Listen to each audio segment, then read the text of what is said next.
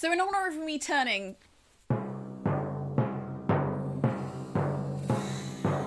30 years old. I was thinking about my 20s series. I'll obviously continue to add to it, but 30 does feel like a big leap into the next field. Not out to pasture, but into the next field.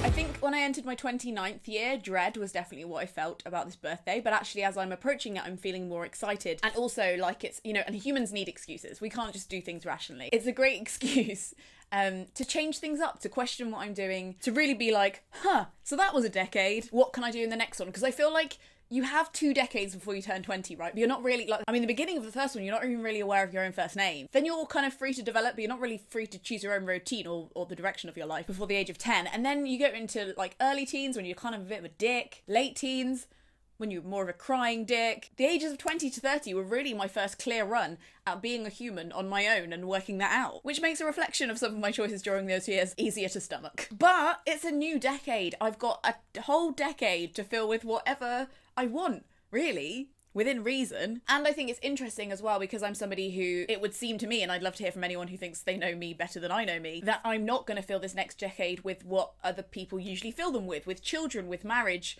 potentially with a house, going through a normal career progression. So what do I do with them? How do I map them? How do I use this opportunity to experiment with life? And I think as women, we don't really have that many models of how to navigate your 30s without those big pillars. So it's just really interesting when I sat down and thought about like what my goals were for my 30s and what I wanted to, I don't want to say accomplish, become. I don't think it's about achievements so much as like how I want my days to look, how I want to feel, what I want to be emotionally capable of. So it's this exciting time in history, I guess, when I'm kind of like, so we just get to experiment, and just as some of us gain that level of freedom, the world is on fire. So that's cool. So I've seen lots of 30 before 30 lists going around YouTube, but I've never really seen a 40 before 40 list. I also read a thing, and it stabbed me in the heart with truth, that we overestimate what we can do in a year and we underestimate what we can do in 10. And I make those fucking New Year's resolutions videos every year, guys. You see them, I put you through them,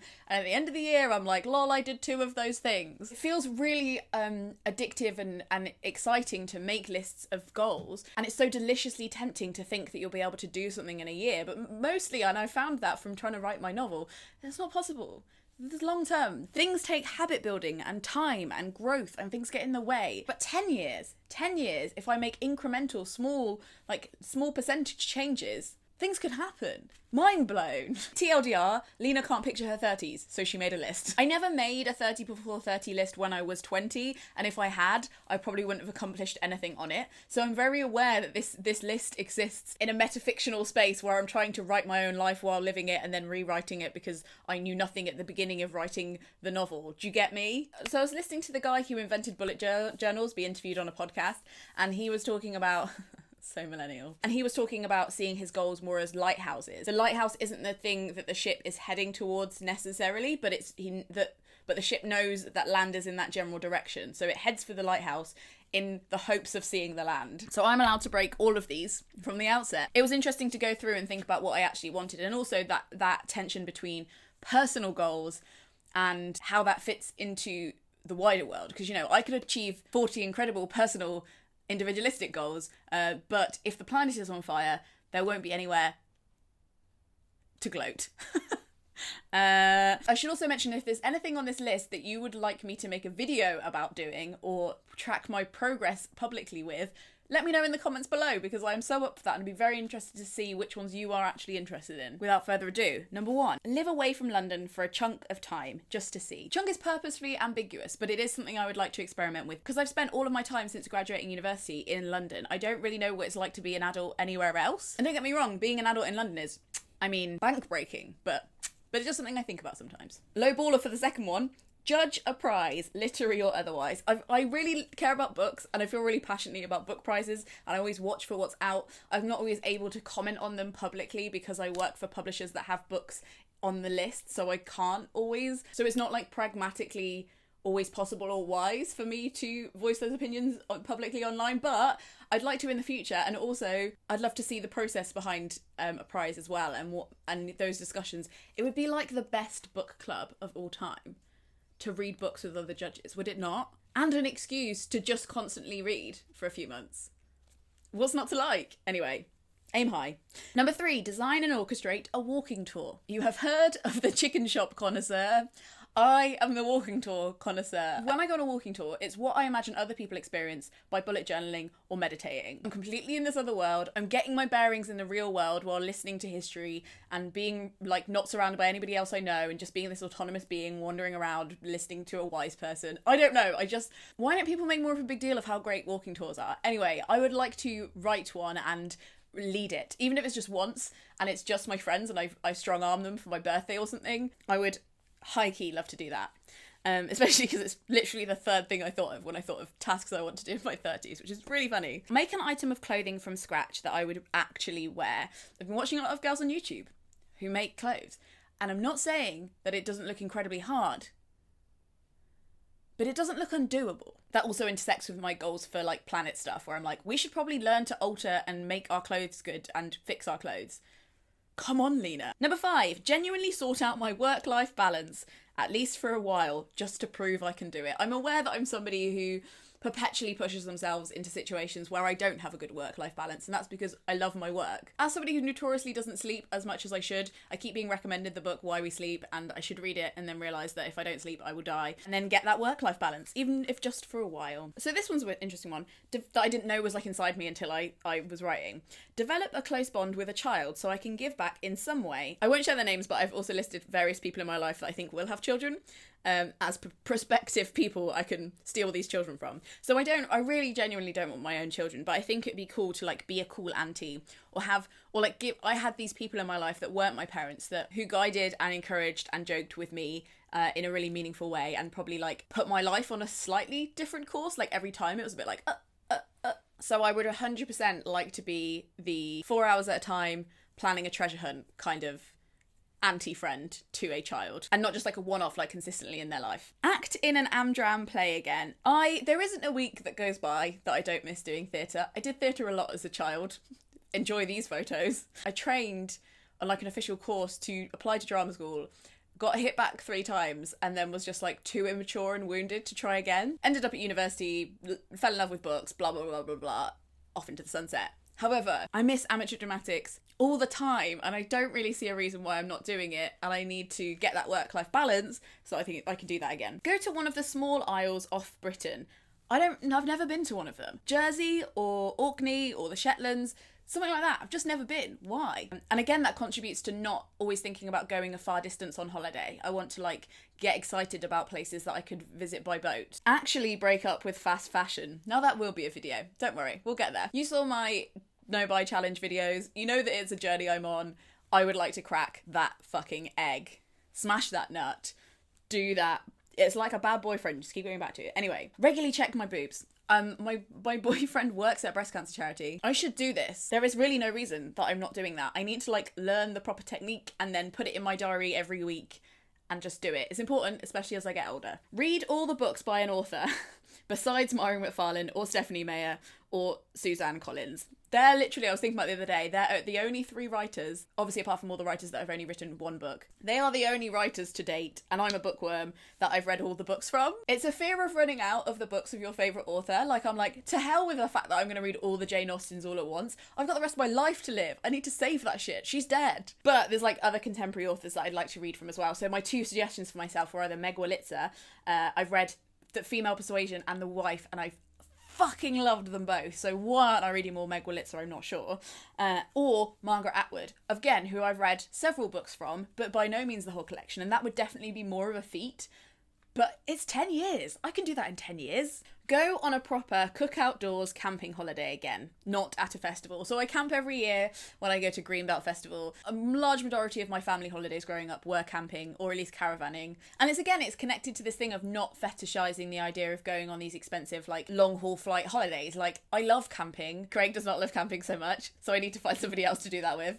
I'm not so much about the 8-hour long walks around mountains, but I am about the sleeping among mountains thing. And I did it a lot at uni as well, because I went to uni in Wales, so we'd always, like, go on little weekend trips or, like, camp outdoors, because it's such like an outdoors uni, and, like, end of the day they've only got one club. So as a student, getting drunk in tents was the order of the day. Another one, go to Ireland by boat. I've been to Ireland many times. I am Irish. Am I Irish? There's a whole video on that. My mother is Irish. I have an Irish passport. I will visit Ireland again, but every time I have been, I have flown. I'm not gonna lie, I've looked into the boat journey before. It looks like a fucking bitch, but I'm gonna do it.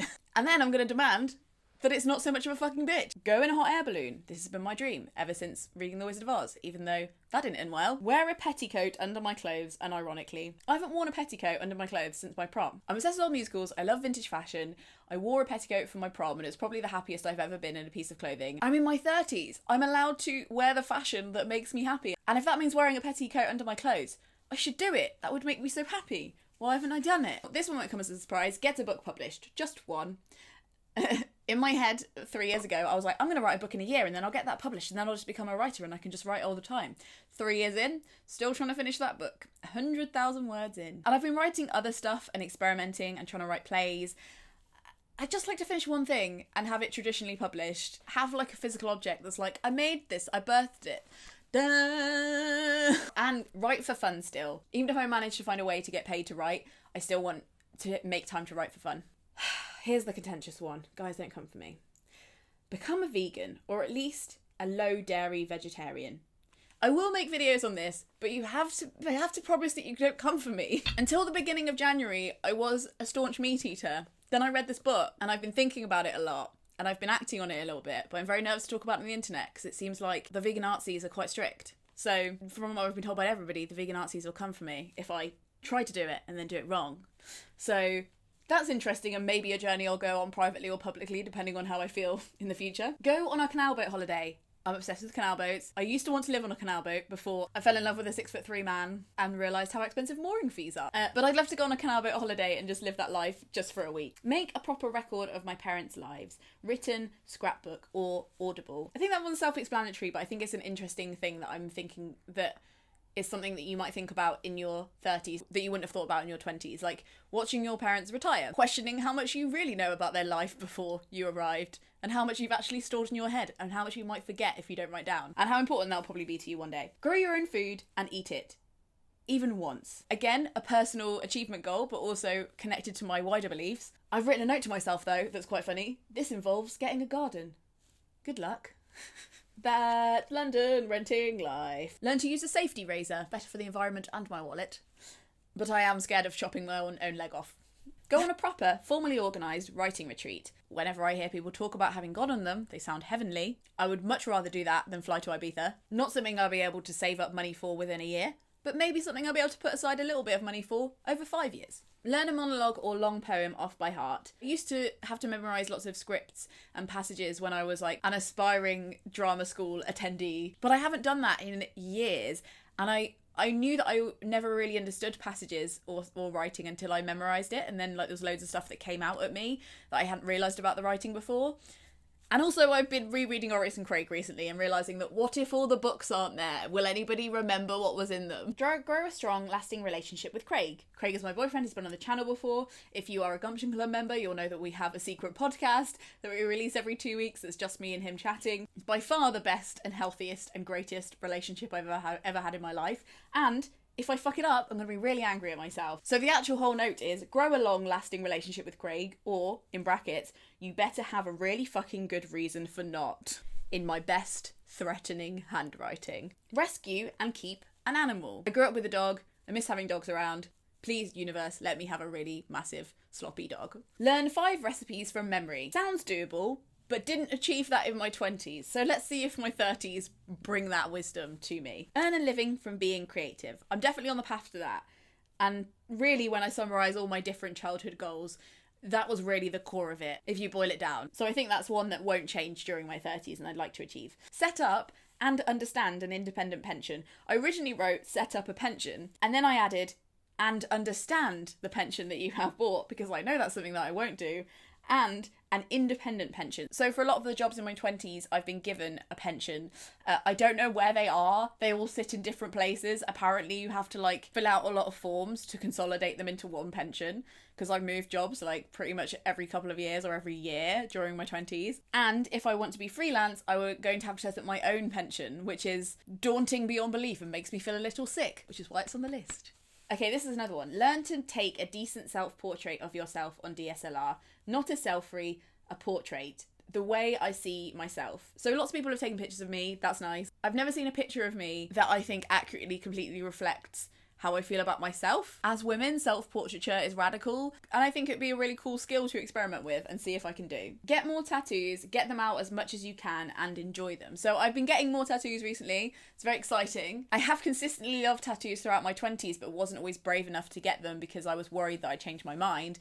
Now I'm in my 30s, I think I can say, I'm not going to change my mind. I love them. So I'd not only like to get more, but I'd like to enjoy them and have the confidence to get them out. And again, it's like a more almost like weirdly sustainable way of making you look like you without having to depend on clothes to do that for you. So if I'm going to spend money on anything in my 30s, I would condone it being tattoos. Develop a healthy relationship with food, in brackets. You're getting there. I'm getting there. It has been, how do we say this, a touch and go issue in my 20s. But in my 30s, I'm up for, one, deciding what a healthy relationship with food looks like for me, and getting it. Volunteer regularly. In my teens, I volunteered a hell of a lot. In my 20s, I volunteered when I could. Because I was moving around so much in my 20s and not really settling into any kind of like clear community. I have done stuff for charities. I've done one-off things. I've done soup kitchens and food banks and speaking at charity events and stuff that I don't really like talk about that much online, but like I never really do anything regularly, and I'd like to do that in my 30s. I think like good initiatives run off dependable volunteering, not just like one-off things. This is linked to it, I guess. Find a more permanent place to live where you can build a more lasting community for your 40s. I worry about you, older Lena. It's a bit sad. 20s London is a very frantic, movable, loving family. People moving in, people moving out. You move areas and buildings all the time, so you never really get to know that many people around where you're living. And I'm aware that a lot of my friends in my 30s are going to move away from London. They're going to want to have kids. They're going to want to have affordable houses. Finding a permanent place to live is something that I think our whole generation is struggling with because of housing prices and because of where jobs are and where life is. I'd like to work out that. I don't really know what I'm asking myself there, but I'm like, I'd like to work out more permanence around the people that are physically near me and where I physically am, at least for a while. Clear out the belongings in your parents' house, like your ones, theirs can stay. So that I realised when I read that sentence that sounded like I was going to clear out the whole of my parents' house, but I actually just still have a lot of random stuff in my parents' house that's probably just getting in their way. Basically what I think has happened is I've spent my third decade of life working out what was really significant to me in the first and second decades of my life. So in the fourth decade, I'm in the fourth decade of my life, oh my god. In the fourth decade of my life, I think it'd be good to go back through all those random belongings and get rid of the shrapnel of the first 2 decades and sort it out, catalogue it, get rid of it. Treat your head well, let your hair grow, if pos, prevent hair loss.